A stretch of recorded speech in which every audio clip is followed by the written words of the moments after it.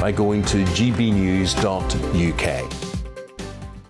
Join my show Farage, 7 p.m. till 8 p.m. Monday through Thursday, and there you will get opinion, analysis, debate, and I'll cover stories that nobody else dares to touch.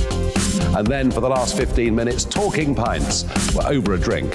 We have a civilized conversation with someone. We very often disagree, but we do it in a grown-up way. Come and join me on Farage.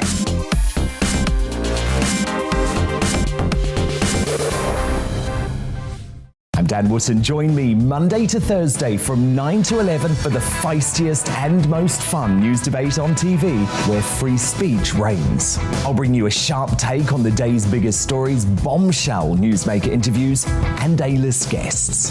And I guarantee you, no spin, no bias, no censorship, and no reason to go to bed. That's Dan Wootton Tonight, Monday to Thursdays from 9 on GB News. Hello there, I'm Eamon Holmes. And I'm Isabel Webster. And we hope you can join us for Breakfast with Eamon and Isabel. You make me laugh out loud, belly laugh. Is that important first thing in the morning? Yeah, absolutely. And there's me trying to be deadly serious. News is a serious business. Yeah, I have to rein you in sometimes. Well, it doesn't stop us laughing at it. It doesn't stop us having an opinion on what's going on. Yeah. And it certainly will not stop us reflecting what you think. Weekdays from 6 to 9:30 on GB News.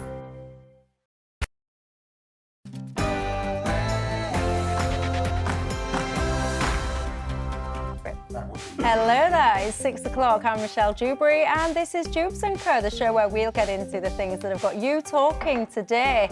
And I've got to say, if I had a penny for every time I heard the phrase levelling up, I swear I'd be more minted than Richard Branson. And today the Tories have unveiled their 12-point mission to finally try and put an end to that pesky north-south divide. What do you reckon though? Will it actually make a difference, or is it just more of the same? And more letters of no confidence have gone in against Boris. Do you still have confidence in him? And the cost of living, as we all know, is skyrocketing, and the government is on the cusp of offering some help when it comes to energy bills. And the migrant crossings, President Macron has come out and blamed the UK for any deaths which occurred during the crossings. Now, we all agree all deaths are tragic, but are they really our fault? And following Sajid Javid's update re vaccine mandates in healthcare, the devil is, of course, in the detail. And we'll be putting your questions to a lawyer. All that to come and more, but first, the news headlines.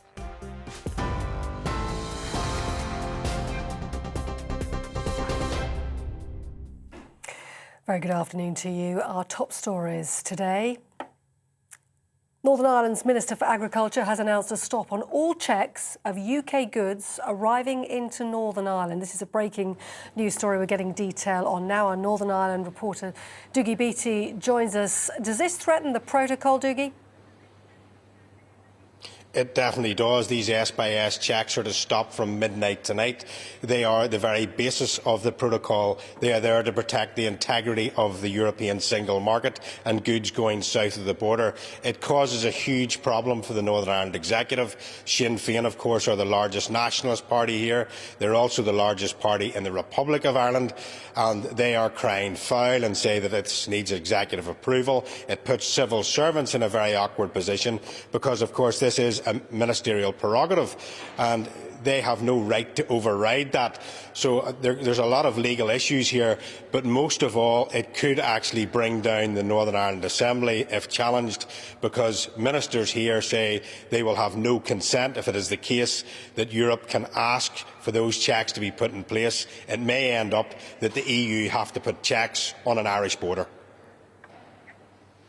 Just to be clear, Dougie, it means in practical sense, checks on goods from Great Britain must now take place at Northern Ireland's ports to make sure they comply with EU laws.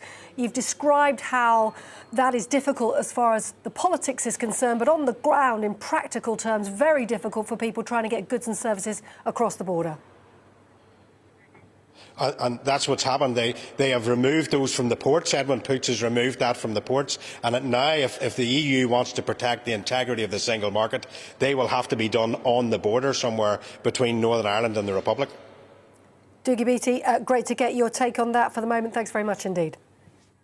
Well, in other news today, Michael Gove has pledged that by 2030, pay, employment and productivity will all grow in every area of the UK. He told the House of Commons unlocking the full potential of underperforming areas would boost the UK's economy by tens of billions of pounds every year.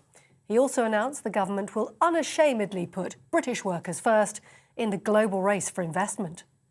The gap between much of the South East and the rest of the country in productivity, in health outcomes, in wages, in school results and in job opportunities must be closed. And the economic prize from levelling up is potentially enormous. If underperforming places were levelled up towards the UK average, unlocking their full potential, it could boost aggregate UK GDP by tens of billions of pounds each year.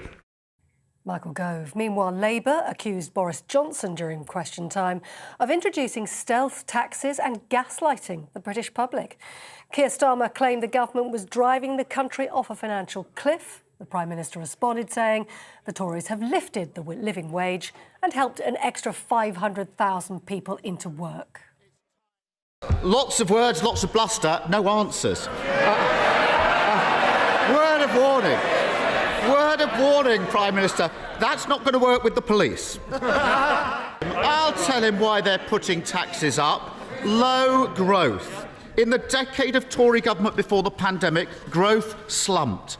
It was much, much weaker than under the last Labour government. I think everybody in this country can see that we've been through the biggest pandemic since for 100 years, that we've looked after the people of this country to the tune of £400 billion, that we've put into furlough and all the other schemes, 11.7 million people protected. Everybody knows the cost of that, Mr. Speaker. And at the same time, in spite of all the difficulties that we have faced, we have now got the fastest growth in the G7. Boris Johnson rounding off that exchange in the Commons with Sir Keir Starmer. Well, the Prime Minister's been very busy this afternoon. He's just spoken to the Russian President Vladimir Putin. They've had a phone call, apparently, about the tensions over the border with Ukraine. According to Number 10, both leaders agreed during the telephone call that aggravation was in no one's interest and that any further Russian incursion into Ukraine would be a tragic miscalculation.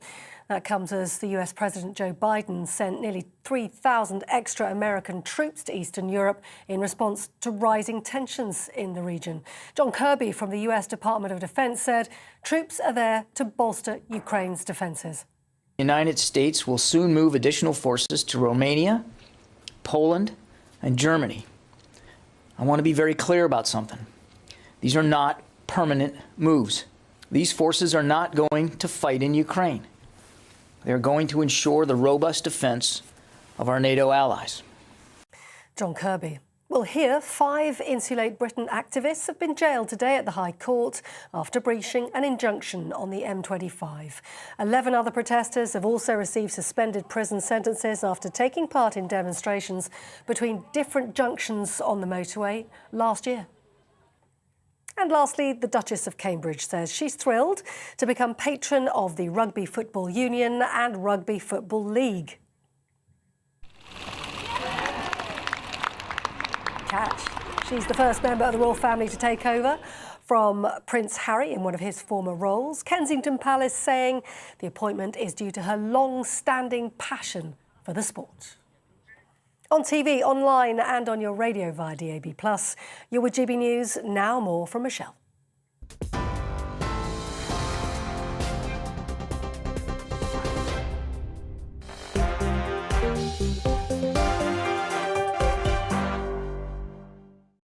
Thanks for that, Polly. Well, keeping me company until 7 o'clock tonight. My panel, we've got Daniel Moylan, who's the former advisor to Boris Johnson, visiting professor at London South Bank University, James Woodhousen, and political commentator Joe Phillips. And you know the drill by now on Dewbs & Co. It's not just about us, it's about you at home and your thoughts. You can get in touch with me on email gbviews@gbnews.uk, or you can tweet me at Michelle Dewbs or at GB News. Lots of emails have already started flying in. Della is saying about levelling up. She says the real divide is between London and everyone else outside of the M25. According to Della, the north now begins at Watford. And lots of conversations coming in already about Boris Johnson, and I think I'll save those ones for just a few minutes' time.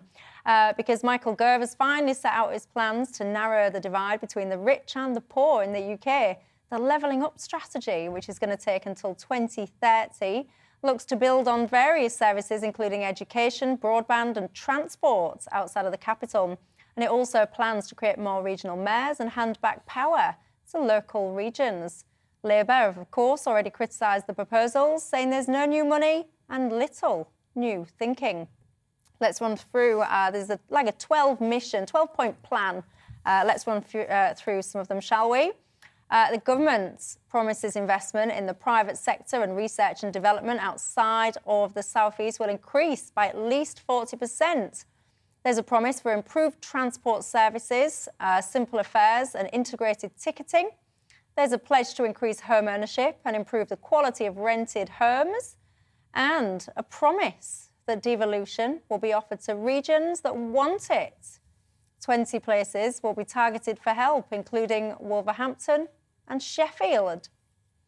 Now, earlier in the Commons, the Levelling Up Secretary Michael Gove said the plans will increase employment, pay and productivity. Economic growth we want to see across the UK will be generated by the private sector, by businesses and entrepreneurs, investing, innovating, taking risks and opening new markets. And we'll support them every step of the way by cutting through the red tape, making it easier to secure investment, and, as our white paper today outlines, by creating the right environment on the ground for business. As the Chancellor laid out in our plan for growth, we need to invest in science and innovation, improve infrastructure and connectivity, and extend educational opportunity to underpin economic success. And this white paper makes clear our commitment to improving education, investment and connectivity fastest in those parts of the country which have not had the support that they needed in the past. Well, someone that wasn't impressed with that, I've got to say, is Shadow Community Secretary Lisa Nandy. She described the white paper as smoke and mirrors. Madam Deputy Speaker, this system is completely broken and he's given us more of the same. This was meant to be the Prime Minister's defining mission of government. I'm not surprised he was too embarrassed to come here today and to defend it himself. It's so bad that even the Secretary of State has privately been saying that it's rubbish. They tell us to wait till 2030, but where have they been for the last 12 years? And, well, I'll tell them where. In Whitehall, turbocharging the decline of our communities, cutting off choices and chances for a generation of young people. Well, he talks about 12 missions. This is 12 admissions of failure. 12 admissions of failure. Let's speak to the director of the Northern Powerhouse Partnership, shall we? Henry Morrison. Good evening to you, Henry. Henry, let me start by asking you, there's so many different definitions and interpretations. What does levelling up actually mean to you? Well, here where I'm sitting in the Bradford district, Michelle, and across the north, it's always meant to me that young people growing up in communities here and like the one you grew up in Hull have the same opportunities as people down south. And recent stats from the ONS showed that at 25, wherever you live in the country, if you're on free school meals, you're likely to be earning significantly less than your better off peers. But it also showed that the level that you get in the northern regions is significantly lower with that gap in place for those from those disadvantaged backgrounds and for everyone else than it would be if they lived anywhere else, because wage levels here are just so much lower. So we've got to drive up wages by getting more high-skilled employment so that you genuinely can stay here and get on, rather than having to get on a bike and go to London, as I'm sure Lord Tevitt would have told us to do. So I think it's pretty simple, actually, Michelle. Young people here want the same opportunities. And that's why closing down the opportunities area, not replacing it, slashing the Shared Prosperity Fund. There's been some bad news today, if I'm honest, despite what is itself in the white paper a brilliant effort from Michael Gove and Neil O'Brien. But at the last fiscal event, at the spending review and the budgets before it, decisions were made by Rishi Sunak and the Prime Minister that set us on a course that they were always going to spend less on regional development than the previous Cameron or May governments. They haven't made good on those promises during the Brexit referendum to protect those areas like the Tees Valley and the North East by protecting the funds they always used to get from Europe. And by slashing those European funds, not replacing them the way people like Priti Patel and Jacob Rees-Mogg promised, I'm afraid that today is a day about breaking promises to Brexit voters, not what it should have been, celebrating a devolution revolution which should see more powers to places like where you grew up in Hull and East Yorkshire, an elected mayor for York and North Yorkshire, the extension of the North East devolution deal, all positive things, but overshadowed by there not being enough money to back it all up. But Henry, help me understand something. Why would this government, I mean, they're not silly. They know that a lot of communities voted for Brexit because of the things we've just been discussing there. We also knew that voting for Brexit would mean a reduction in European or EU funding. Why wouldn't they then seek to, if not at the most basic level, like for like, make that replacement? I think it's really strange, if I'm honest, Michelle. And I think Boris Johnson's, maybe losing touch with the voters who put him where he is, because he understood better than anyone that the trust that was put in him by Brexiteers, by many people who voted for Brexit, to deliver Brexit, was also about what he also promised, which was to take back control. Michael Gove mentioned that statement today, and although political control is definitely coming back to many parts of the north, and I really welcome the fact that from Berwick down to Sheffield, we're going to have some form of devolution. Maybe not enough of them being mayors, but we're going to have lots more power coming back to Yorkshire, coming back to the North East. That's really, really welcome. But what I would say is that should have come with money, Michelle. And instead, what we've been given is powers to decide what to cut, rather than powers to decide what to invest in. And that, Michelle, just isn't good enough for the people of where you grew up. It's not good enough for people in this part of Yorkshire where I live now, and across the north of England, who, to be honest, were promised by people who are now in government that they would get a very different deal. And those like Jacob Rees-Mogg, Priti Patel, who made those promises, should take a look in the mirror and try and understand why they misled people and why they've not kept to those promises when they've been sitting around the cabinet table, and why they've not kept the Chancellor to the promises that they themselves personally made. Henry Morrison, thank you very much for your time. That's Henry Morrison, Director of the Northern Powerhouse Project. Daniel Moylan, your thoughts? Oh, first of all, before I start, can I just say well done, Edwin Poots. Coming back to this, I think the way to understand this levelling up agenda is that over the last 10 or 15 years, governments have been really good at building up the major cities outside London. So there have been great strides in Manchester in terms of leadership, investment, business and so forth. Birmingham, something very, very similar. What's got to be the way to understand this, I think, is an attempt to roll this out to the towns and the smaller cities and their rural hinterlands. And that's why it's following. A lot of this sounds like we've seen it before, but that's because we have seen it before, and we've seen it before working for the major cities. So a lot of this is trying to copy that over.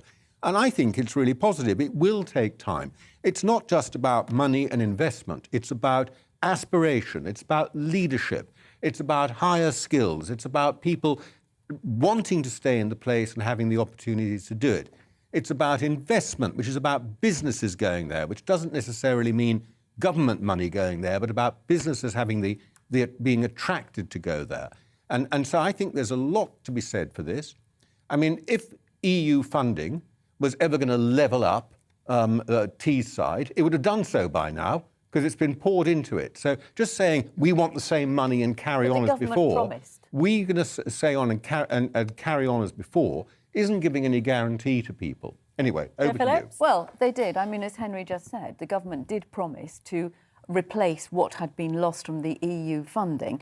I think, the aspirations are good. Of course, who wouldn't want all these better things? But as Daniel rightly says, there's nothing new here. I mean, Harold Macmillan was talking about the need to do something between the disparity between the North and the South in the 1960s. And we've had endless iterations of this, including the industrial strategy, which actually this bears a remarkable resemblance to, which was scrapped by this government. But you can't do these things without money. £4.7 billion is what's been announced. That is just slightly over half what the government has written off on PPE contracts, and a fraction, about 10%, of what we as taxpayers have lost in fraud, which caused Lord Agnew to resign over the COVID contracts. You can't do these things with local authorities who have had their budgets cut and slashed over years and years and years, when you're talking about real fundamental things like housing and transport.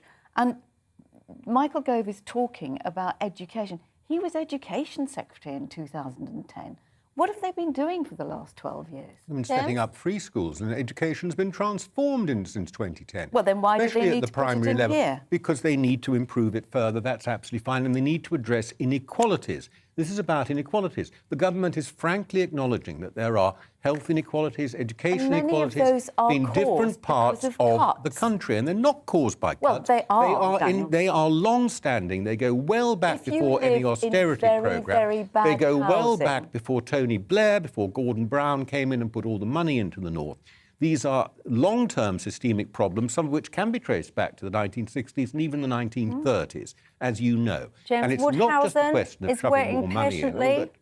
James? Thank you. You're very polite tonight, James. He's very quiet. I know. Is he still alive? Give him a prod, Michelle. James, your thoughts? Well, I think there are new elements. Daniel kindly let me look at some of the fine print in the executive summary, and I think it's new to say we want productivity to rise in 8 years' time. That is a diminution of goals and ambitions such as I have not encountered before. We are also told that public investment will go up 40% in areas outside the Greater Southeast. This is like saying that tuppence goes to, threepence or something like that. There's no public investment in R&D in Britain that is at all serious, and certainly not much that is around north of the Watford Gap. We just do not compare with China, with America, and obviously with Germany, and certainly with Korea and Japan in terms of our commitment to R&D. So it's just a smokescreen. I do agree that the healthy life expectancy going up by 5 years by 2035, that's a noble goal. And it's interesting that they do not make that a geographical question. And I think this whole devolutionist stuff is very much a cover for not looking at the structural problems that you're outlining and that you've also talked about in terms of inequality. It's not just a geographical phenomenon. It is a geographical one, but that's only a symptom of a deeper problem. Well, I guess we could talk about this for a long time, but I do, before I move to a break, just want your brief thoughts, if you will, because we've seen today 3 more MPs have joined the efforts to oust Boris Johnson as Prime Minister. Tobias Ellwood, Anthony Mangal and Sigari Streeter is calling for a vote on his future. Daniel, your thoughts? Well, they're just destabilising the government, destabilising the country and distracting people at a time when there is an investigation. They should wait and see what the outcome of it is and how many 60-quid fines are dished out and pipe down, frankly. I think people are increasingly bored with all this. But they get a headline for themselves. Couldn't agree more. Joe Phillips? I think that is deeply, deeply offensive. People might be bored with the constant talk about this. This isn't just about offensive Boris Johnson. to who, by the way? To people who did actually abide by the rules, people who made those sacrifices, who stayed at home, who did the right thing, who worked I their abided by socks. the rules. It's not offensive to me. Well, it's offensive to quite a lot of people, and we've heard those people, and it's beyond Boris Johnson and this government. It's actually about Britain standing in the world. We've seen how Boris Johnson's been ridiculed. So you think he needs to go? Absolutely. James? If the problem was just Boris Johnson, then maybe he should go. But we all know that it goes a lot deeper than that. I think the striking thing for me is the sort of inadvertent, perhaps, and that's being generous, atmosphere of abstinence that the Labour Party and what's left of the Liberal Democrats kick up. Obviously, we don't want people breaking the rules. Nobody would like that. But at the same time, there's a sort of undertone of parties, drink, cake, people having fun, and all of that. We can't be doing it. Even if it's without masks, with masks in the open air, it's absolutely destructive to the whole of fabric of society. I don't buy it. Well, there you go. What's your thoughts on all of that? Get in touch with me, gbviews at gbnews.uk, or tweet me at Michelle Dewbs or at gbnews. Going to take a quick break. When we come back, I want to talk to you about lots of things. Cost of living, I want to talk about migrants and more. So I'll see you in just a few minutes.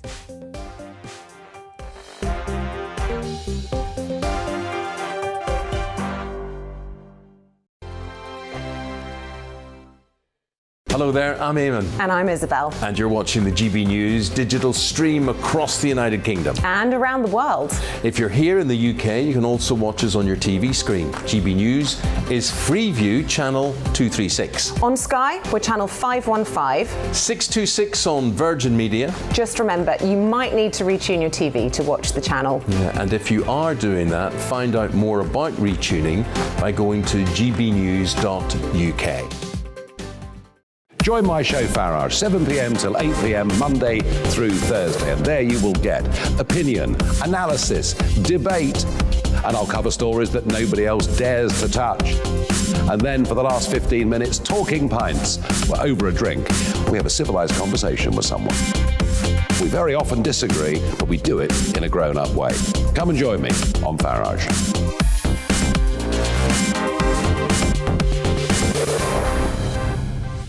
I'm Dan Wootton. Join me Monday to Thursday from 9 to 11 for the feistiest and most fun news debate on TV, where free speech reigns. I'll bring you a sharp take on the day's biggest stories, bombshell newsmaker interviews, and A-list guests. And I guarantee you, no spin, no bias, no censorship, and no reason to go to bed. That's Dan Wootton tonight, Monday to Thursdays from 9 on GB News. Hello there, I'm Eamon Holmes. And I'm Isabel Webster. And we hope you can join us for Breakfast with Eamon and Isabel. You make me laugh out loud, belly laugh. Is that important first thing in the morning? Yeah, absolutely. And there's me trying to be deadly serious. News is a serious business. Yeah, I have to rein you in sometimes. Well, it doesn't stop us laughing at it. It doesn't stop us having an opinion on what's going on. Yeah. And it certainly will not stop us reflecting what you think. Weekdays from 6 to 9:30 on GB News.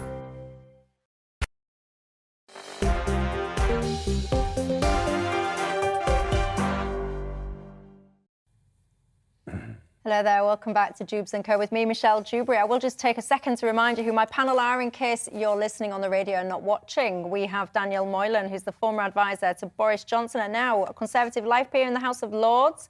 We've got James Woodhousen, who's the visiting professor at London South Bank University, and Joe Phillips, political commentator.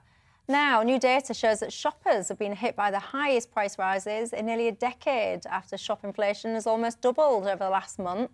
It's jumped from 0.8% in December to 1.5% in January. That is the highest rate since 2012. But it is not just shoppers.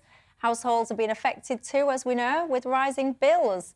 And the Prime Minister is set to announce state-backed loans to reduce the impact of soaring energy prices on household bills. This has been called a rebate and clawback scheme in which taxpayers will underwrite loans to energy firms. Companies that will then pass the money on to every household in Britain in the form of a rebate on energy bills. The plan, of course, is to try and limit the impact of the price increases in April. What do you reckon to this, though? Is it actually going to work? Let's have a little look, shall we? Joining us now is the former Chief Executive of Energy UK, Angela Knight. Good evening to you, Angela. Firstly, can you just explain, if you will, this kind of new scheme, this clawback rebate that I've just been mentioning? Yes, well, as you know, the wholesale price of gas has soared over this last couple of years, and it's for all sorts of reasons out of the control of the UK, and many countries are adversely affected as a consequence. Now, as I understand it, the proposition here is to allow some soft loans to the major energy suppliers.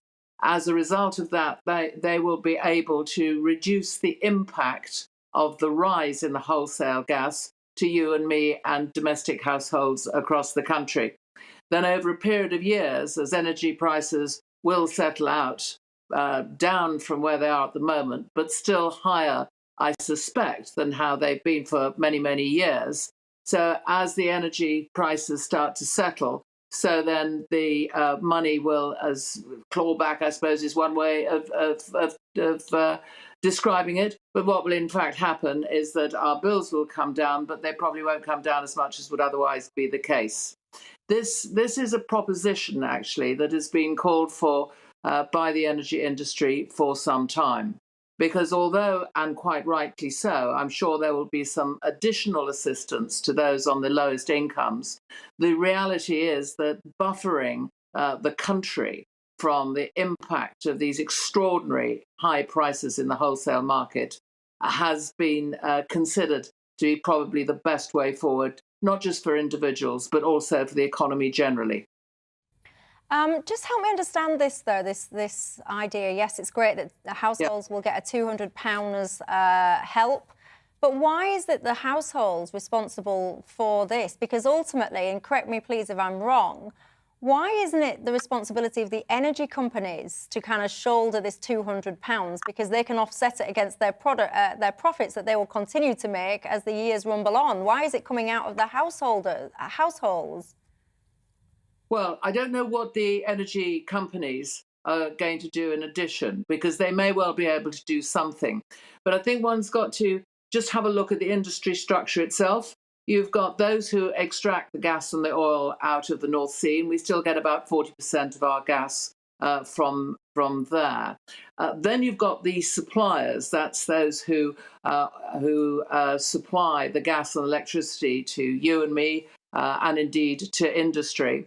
And if you look at the regulator's website, that's Ofgem's website, you'll see, and not surprisingly so, that they're not making any money. In fact, I think you'll find that most of them are losing money, and that has affected certainly some of the smaller suppliers who've gone bust.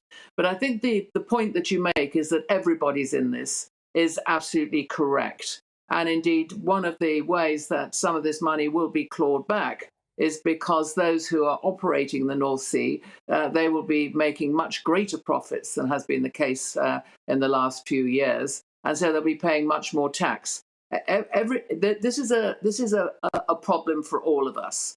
The solution to that problem is everybody's got to participate in some form. With those, as I say, on the lowest income being buffered from the risers, I suspect more or less completely, both by this mechanism, but also by something through either the warm home discount or other form of social security.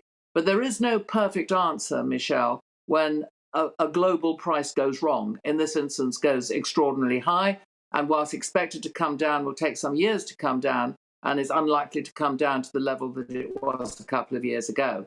So the only way to deal with that is to have a slow and steady increase rather than a cliff edge. And it is the cliff edge that nobody can really deal with properly. And it's by avoiding the cliff edge is what this mechanism is about. OK, Angela Knight, that's the former Chief Exec of Energy UK. Thanks for your time. James Woodhousen, your thoughts? Well, I thought that was all obfuscation, really. It's all very well to go about the global crisis. It does exist. Supply and demand, really radical concepts like that.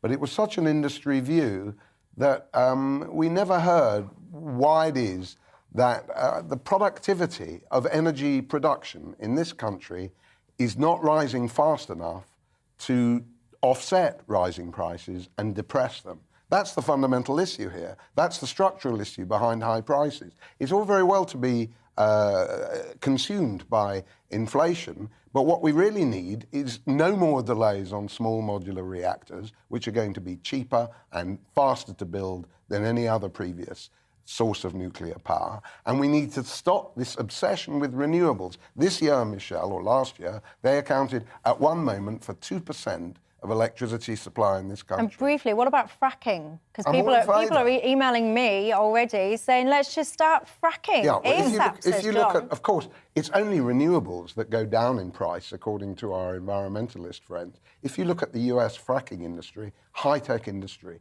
lots of IT down the bottom of those drill pipes. And therefore, they have raised productivity, lowered prices, and given the US economy an enormous fillip. We refused to develop that energy source. Daniel?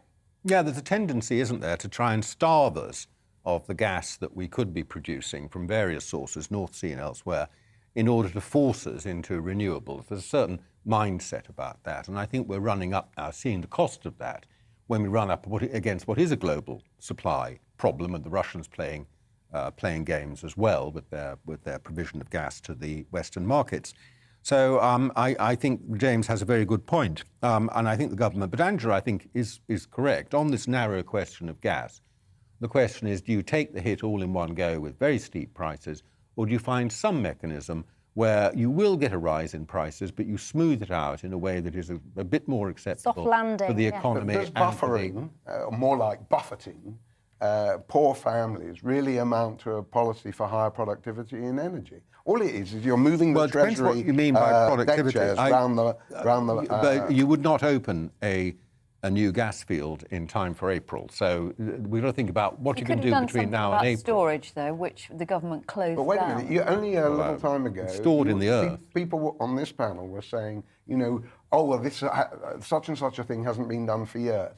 When we make the argument, which we don't hear enough from the government, that in their belated conversion to new kinds of nuclear power, you know, it's fair enough to say that they've been negligent on the wheel and left us in the lurch. Of course, nothing can be done by April, Daniel. You're quite right. But why are we in this situation in the first place? Does it have nothing to do with the Conservative Party? Well, I think I'm not sure quite what you're blaming for here. I am joining you. I am joining you in criticising the government for not looking that at advised that we should have more storage capability. Storage is handy, but doesn't actually address the issue. It does. The stuff is stored actually in the earth, and all of these people who, you know, like the Americans, who spend a huge amount of time taking oil out of the ground and then putting it back in caves so that they can store it. I mean, this is mad. So storage is not really a solution. It's just somewhere where you pipe the thing through. I'm agreeing with James that we should be doing more on nuclear. We should be doing faster on nuclear, and we should be bringing more North Sea oil on stream and investing in it. Fracking where it's appropriate geographically. There are parts of the country. We're a small country compared to the United States. There's great empty places in the United States. The geology is different. And the geology is different. But if it works in the UK, I'd be all for fracking as well. Now, we need to get on with that and do that. But in the meantime, I think it's right that we do something to smooth off this cliff edge. Joe, anything else? Well, only because it just seems, you know, a few weeks ago the government ruled out scrapping VAT on energy bills because Boris Johnson said it would disproportionately benefit richer people and he wanted to focus on poorer families. Now we're doing something that is going to do exactly the same by having this £200 for everybody, that then everybody will have to pay for. And the winter homes allowance, which is £140 a year, which is nothing, I think people are going to really struggle. Well, let me know your thoughts. Are you one of those people that is having to choose between heating and eating? I hate that kind of crass phrase, but it's used often. If you are, let me know. Let me know your thoughts. Lots of you are emailing in, by the way, saying, why don't we just scrap the green levies or at least press pause on them whilst we're going through this? I have to say, I agree with you. That would be quite common sense, wouldn't it? Anyway, listen, you might have heard this story in the press today. We all know about the migrant crisis, everyone trying to cross the channel in record numbers. We also know that it leads to some very sad deaths. UK has got the blame. President Macron is basically saying that the UK bears responsibility for each and every migrant that drowns in the Channel, and has gone on to accuse politicians in Westminster of hypocrisy. Joe Phillips, your thoughts on this? Well, the only people who are to blame for the terrible, terrible, tragic deaths of people in the Channel are the appalling people smugglers, the criminals who let them set out to sea in completely unseaworthy vessels, overcrowded with no life jackets. They're the sort of things that you wouldn't even put kids out on a summer's day on a flat, calm sea. Those are the people who are solely responsible. Frankly, President Macron, he's fighting for re-election. France has fallen out of love with him.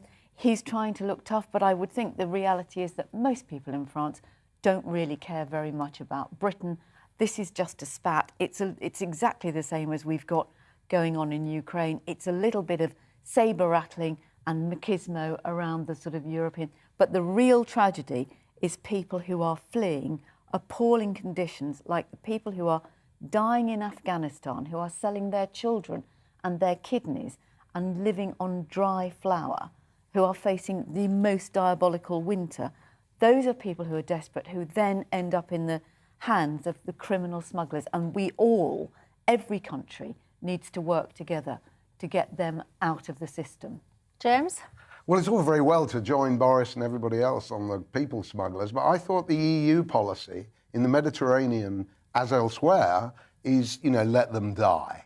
And the fact is that France in particular, actually, the elite in France, not everybody, has had a discreditable record in relation to immigration and towards race. In 1961, it may not be Macron, but you've got to reckon with this stuff. They killed perhaps 200 Algerians by throwing them into the Seine and beating them to death because of the Algerian War of Independence. We don't need, I'm no nationalist, we don't need a lesson from Monsieur Macron about race and any of that stuff. He's got a disastrous racial situation developing in France, much worse than ours. And you only have to look at the Islamic attacks there, which are much worse than ours, to see how dangerous it's becoming. He has no right to lecture this country, with all our defects, on the question of race, immigration, and us being uniquely responsible. Fantastic. The Anglo-Saxon model that he's always railing against. I think Joe's quite right. Most French don't buy that about the British. They don't think they're all terrible and appalling anti-immigrant and so on. They're looking elsewhere, and Macron, maybe with any luck, he'll be ousted in the next election, even though his successors maybe will be. Nothing to write home about. Daniel? Well, I think Joe put it absolutely right about the responsibility of the people smugglers, and I couldn't agree more with what he said about that. Well, one of the interesting things about this, though, and Joe hinted at it, is there's this idea that Macron is doing this because he's up for re-election, as if the French were really going to vote for him because he was rude about Britain all the time. And I really doubt that, because, as Joe said, I don't think the French are going to vote for him because he's rude about Britain, because I don't think they care. I'm beginning to worry that actually he really believes all this stuff about Britain. He really does hate Britain. And when he gets re-elected, if he gets re-elected, he'll carry on like this. I think the idea that there's a wonderful period of Anglo-French friendship that's going to be available, come May, is a complete fantasy. He'll carry on trying to destroy relations with Britain and then blaming us for it. How's he going to handle the defence relationship, which is much stronger than everything else? Well, we're going to find out what defence relationship exists, I think, over the next few weeks, quite possibly. As troops are deployed now, British troops, now American troops, we heard on the news today, more American troops being deployed. Where are we going to see what France is doing, how well integrated they are? Are they working with their allies, or are they having their own little thing going on in the corner, as they so often do? We'll find out what the defence relationship is. Britain is up for a defence relationship, and Britain's up for a really good relationship with France on trade and other issues.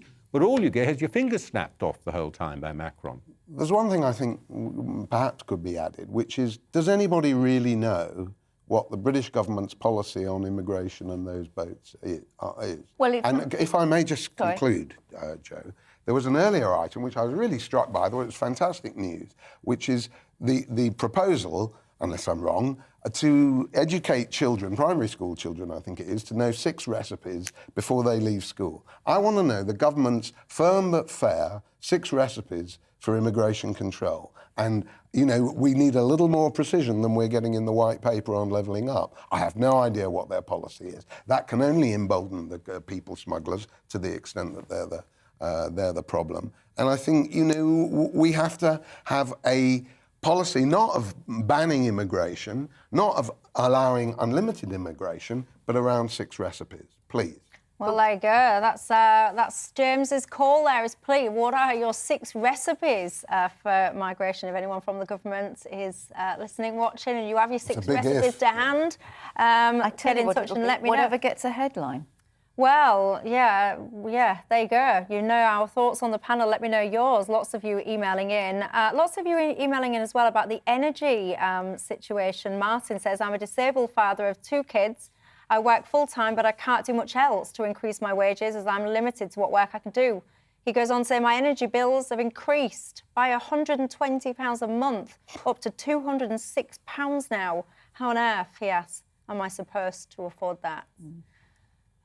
It's not easy for a lot of people at the moment, is it? And I wonder, when you hear about these initiatives of this kind of the £200 offset over a passage of time, what does that mean, Martin? What does that mean to you, to people like you? Get in touch. Do you sit there and think it's a help? Are you grateful that the government's trying to do something?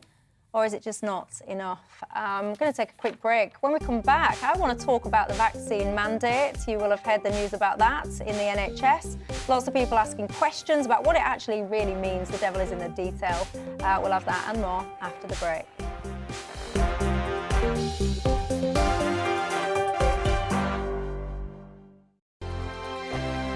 Hello there, I'm Eamon. And I'm Isabel. And you're watching the GB News digital stream across the United Kingdom. And around the world. If you're here in the UK, you can also watch us on your TV screen. GB News is Freeview channel 236. On Sky, we're channel 515. 626 on Virgin Media. Just remember, you might need to retune your TV to watch the channel. Yeah, and if you are doing that, find out more about retuning by going to gbnews.uk.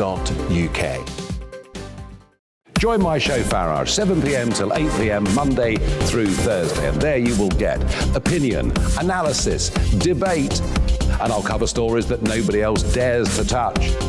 And then for the last 15 minutes, talking pints. We're over a drink. We have a civilized conversation with someone. We very often disagree, but we do it in a grown-up way. Come and join me on Farage.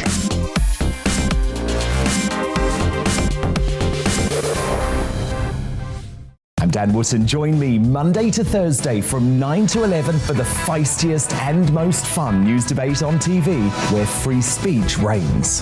I'll bring you a sharp take on the day's biggest stories, bombshell newsmaker interviews, and A-list guests. And I guarantee you, no spin, no bias, no censorship, and no reason to go to bed. That's Dan Wootton tonight, Monday to Thursdays from 9 on GB News. Hello there, I'm Eamon Holmes. And I'm Isabel Webster. And we hope you can join us for Breakfast with Eamon. And Isabel. You make me laugh out loud, belly laugh. Is that important first thing in the morning? Yeah, absolutely. And there's me trying to be deadly serious. News is a serious business. Yeah, I have to rein you in sometimes. Well, it doesn't stop us laughing at it. It doesn't stop us having an opinion on what's going on. Yeah. And it certainly will not stop us reflecting what you think. Weekdays from 6 to 9:30 on GB News.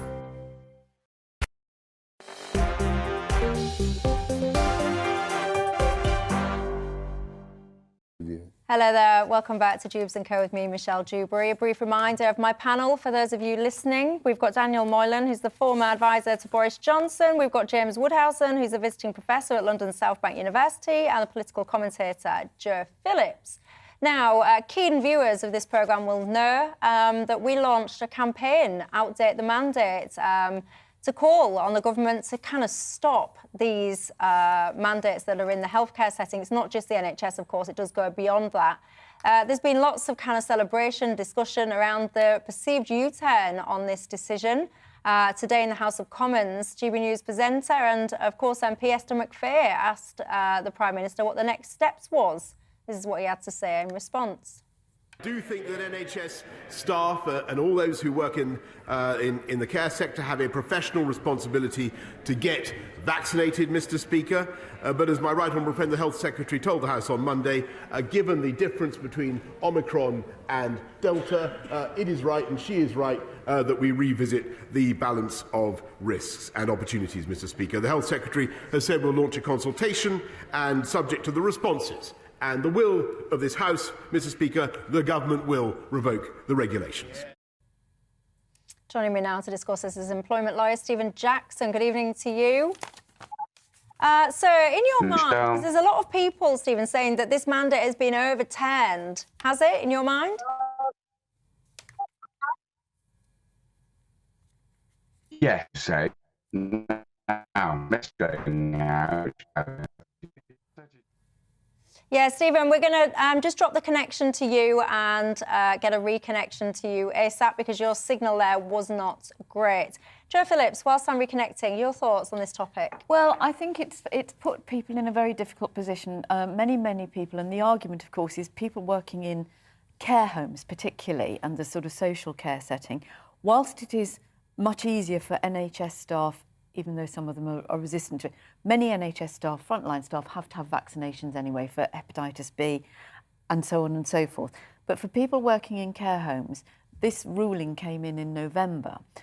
NHS staff have got till April, is my understanding. So a lot of people have already left, which of course has caused an absolute catastrophe in staffing levels. So it's very difficult to weigh up the benefits. The benefits, obviously, it's much better to be vaccinated, particularly if you're dealing with vulnerable people. But given that now the number of vaccinations within the care home setting is presumably somewhere up in the sort of 90% area, if staff are testing every day and they're testing negative, then really they should be allowed to go to work. But I think what's happened is we've lost an awful lot of good and dedicated staff who now won't go back and probably feel rather cheated. Well, I would say they should all be offered their jobs back, if indeed, that is, they still want them. Stephen Jackson, reconnected now. Good evening, Stephen. Sorry, I was just asking you there, is it a U-turn in your mind? I didn't hear.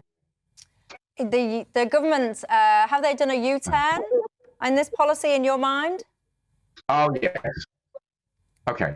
Yeah, so the regulations, they are going to be revoked at the moment. The Secretary of State has written to the and she suggested there's to be a vote to test the will of Parliament. Well, frankly, as we wrote to the Secretary of State yesterday, that's simply not needed. It's declared. No, I'm really sorry, Stephen. We can't continue this conversation, I'm afraid, because your signal is just not up for it. I tell you what, this is a very important conversation, though, and lots of you, since we had this conversation with Sajid Javid, well, we didn't have a conversation with him. We saw him telling us his thoughts in the Commons. Lots of you have been in touch with lots of queries, lots of questions and lots of concerns. So I will try and get Stephen on perhaps tomorrow or something to answer those questions. But for now, I'll just pause that topic and I'll pick it back up tomorrow. But if you've got any concerns, email me, outdatethemandate@gbnews.uk, and we can go through them. Now, very briefly, I've had your thoughts on it. Joe Daniel, what's your thoughts on that vaccine mandate? Well, you had me on a week or two ago, and I said that I thought people should be vaccinated, should get vaccinated. And they have a professional obligation to. It's built into the professional terms of their business, but I don't believe there was a role for a legal mandate. And so I'm glad that that's been lifted, and I think persuasion is a better route. Yeah. So that's always been my position. Personal choice is key for me. James, your thoughts? Yes, I think we've got enough coercion in society at the moment. I think Colin Brazier, your terrific anchor, said earlier that the government got a nasty surprise, both here and in Canada, that the Together campaign here against the mandates, not against vaccination, there's a big difference there, and the Canadian truckers had bit the government in the bum, was his phrase. And I think there's a lot in that, Michelle. You know, they completely underestimate, because both governments are so out of touch, the strength of feeling on this issue and the support, the popular support for Daniel's position, which I agree with you on, Daniel. You know, persuasion, rationality, not coercion, and the threat of redundancies. Leave aside how the NHS would have been decimated had Sajid Javid gone through with his ideas. Well, sorry, I was just going to say it would be interesting to know whether they would have done this if it wasn't the NHS. I mean, I know that's completely hypothetical, but if the shortage of staff was going to have the same impact on something else, it would be interesting to see whether the government also did a U-turn. Well, let me know your thoughts. As I said, I am going to pick up with that employer, hopefully, tomorrow, if that's... Well, I don't even know if he's available. He might be washing his hair, but assuming that he's available, we'll get him back tomorrow, because I know that you've got lots of questions for him. Now, have you ever heard that phrase, you only had one job? Yes, what does it conjure up? Lots of mistakes. Well, thousands of pieces of memorabilia that have been made to mark the Queen's Platinum Jubilee have been significantly discounted after producers failed to spot a basic mistake. Can you see what it is? I tell you what, if you're listening on the radio as opposed to watching, you won't be able to see what it is, but I'll tell you, they've basically created more than 10,000 pieces of celebratory stuff. You've got teacups, mugs and plates. But instead of saying the Queen's Jubilee, spelled, I-L-E-E, they've written it as Jubilee. So the Queen's Jubilee, Jubbly.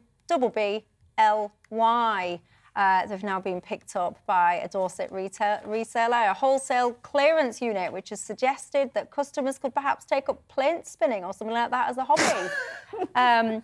You know, honestly, I do wonder to myself, how does these things even get? You've got one job, it is the Queen's Jubilee. How on earth It's do you Del not? Boy, isn't it? Absolutely. It's the curse of Del Boy. I wonder Lovely if they kept jubbly. their job, the person. Oh, well, I'd rather have one of those, though, wouldn't you? A jubbly. A But jubbly.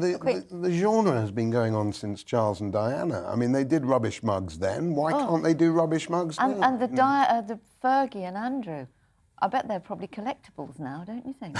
I think the easiest thing is we should just change the spelling. I mean, spelling is a very sort of flexible thing. That's completely relativistic. So we Are could you just against say, grammar too, We could Daniel? say the correct spelling of Jubilee is Jubbly Jubbly. for the future. But are you And the then, kind- then they get their market value back. The guy keeps his Are you the job, kind of everyone's man, though, happy. Daniel, that goes and buys these kind of paraphernalias, the tea towels with the Queen? Is that your kind of thing? Oh, I love that sort of thing. I love my back Boris tea towels. Your back I've got a whole, Boris tea I've got a towels. whole batch of back Boris tea I'm not towels. bristling with disdain. I would love to have one of those. I could use it to clean my dirtiest plates. Joe.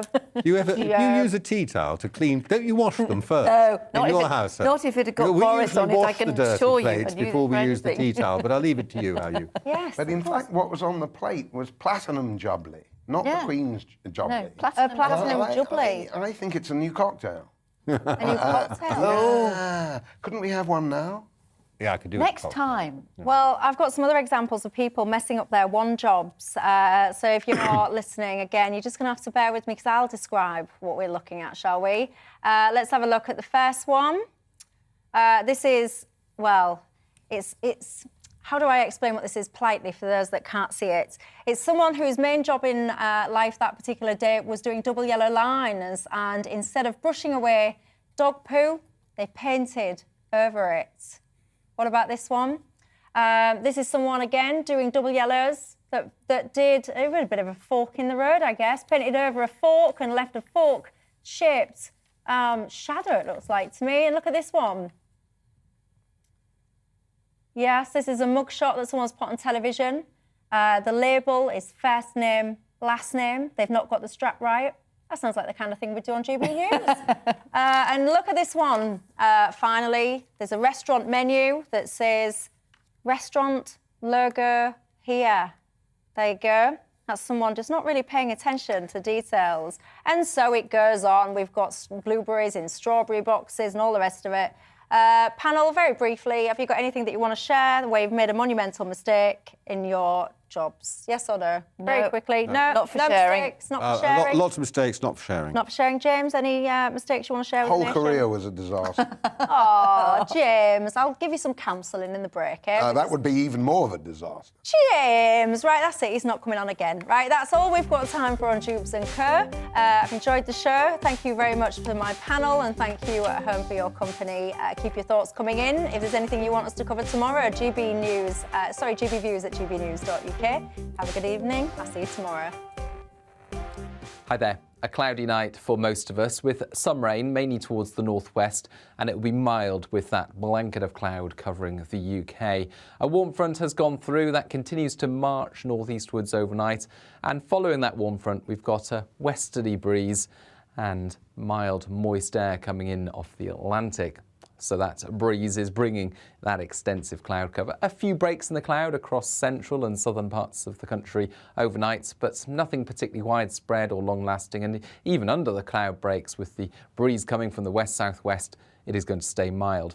Temperatures, well, around 8 or 7 degrees first thing. 4 Celsius there in Lerwick, one of the colder spots, but frost-free for virtually everyone. And damp towards western hills and coasts in particular, with that rainfall persistent over the Welsh Mountains, the Pennines, Scottish Highlands throughout much of Thursday. However, there will be some cloud breaks for central and southern parts of England, South Wales, some sunshine coming through for Thursday afternoon. 11 Celsius here, but it's turning colder in the far northwest as a spell of wet and windy weather arrives. A lively spell of weather with some heavy rain and gales along this feature as it moves south across Scotland, Northern Ireland into Northern England and Wales. And over the higher ground of Wales, Northern England and Scotland, we're likely to see a brief spell of snow. Could even see some snowflakes to lower levels in places, particularly the southeast of England, by the end of Friday night. Colder air is following the weather front, but also brighter skies. So once early cloud and rain is out of the way from the southeast, actually plenty of sunny spells. However, the cold wind will feel raw and it will contain a lot of showers in the north and the west, those falling as sleet and snow over the higher ground and even to lower levels for northern Scotland. Saturday brings with it more cloud and some rain in the far north, along with a strengthening wind.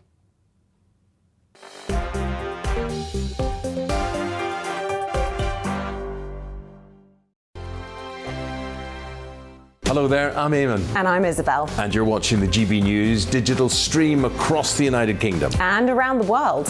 If you're here in the UK, you can also watch us on your TV screen. GB News is Freeview channel 236. On Sky, we're channel 515. 626 on Virgin Media. Just remember, you might need to retune your TV to watch the channel. Yeah, and if you are doing that, find out more about retuning by going to gbnews.uk.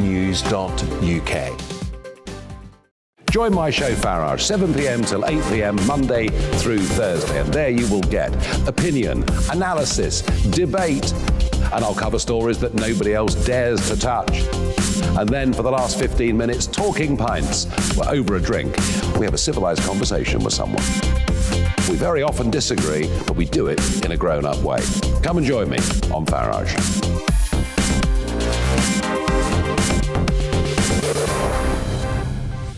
I'm Dan Wootton. Join me Monday to Thursday from 9 to 11 for the feistiest and most fun news debate on TV, where free speech reigns. I'll bring you a sharp take on the day's biggest stories, bombshell newsmaker interviews, and A-list guests. And I guarantee you, no spin, no bias, no censorship, and no reason to go to bed. That's Dan Wootton tonight, Monday to Thursdays from 9 on GB News.